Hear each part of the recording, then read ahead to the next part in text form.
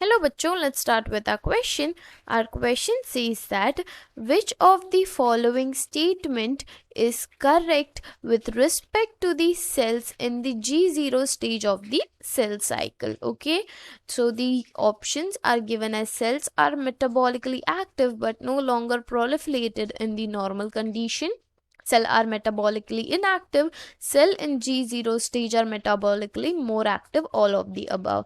ठीक है, तो सबसे पहले हम देख लेते हैं कि इस क्वेश्चन का की कॉन्सेप्ट क्या है। तो इस क्वेश्चन का की कॉन्सेप्ट है सेल साइकिल। यदि हमें सेल साइकिल के बारे में सबसे अच्छी नॉलेज होगी तो हम ये क्वेश्चन बड़ी आसानी से सॉल्व कर लेंगे।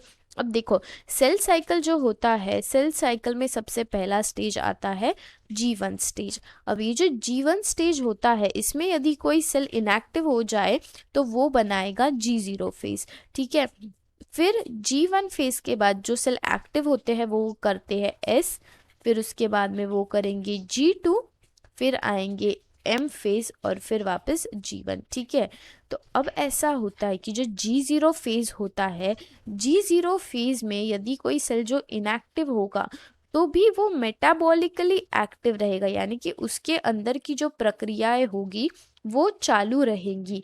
लेकिन वो जो एक सेल डिवाइड होके दो सेल बनाता है, ये जो एक सेल डिवाइड होके दो सेल बनाता है, ये वो नहीं बनाएगा। यानी कि G0 फेज में वो अपना फंक्शन पूरा करेगा लेकिन वो वापस डिवाइड नहीं होता रहेगा। ठीक है, तो इसको कहेंगे हम G0 फेज। तो अब हमें पूछा गया है कि कौन सा स्टेटमेंट करेक्ट है। सबसे पहला हमें दिया गया है कि cells are metabolically active but no longer proliferated in the normal condition. तो ये हमारा राइट है। प्रोलिफरेटेड यानी कि डिवाइड नहीं होते हैं। ठीक है, नॉर्मल कंडीशन में वो जो सेल्स होते हैं वो डिवाइड होते नहीं है, जो कि हमारा राइट आंसर है। देखो, एक सेल से दो सेल वो नहीं बनेगा पर लेकिन वो अपना फंक्शन जो है वो अच्छे से चालू रखेगा। फिर दिया गया है सेल्स आर मेटाबॉलिकली इनएक्टिव, जो कि गलत है क्योंकि सेल्स तो एक्टिव रहते हैं।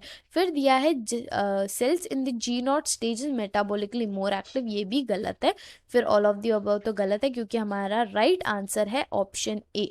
सो इस क्वेश्चन का राइट आंसर है option A. Hope you understood this question well. All the best.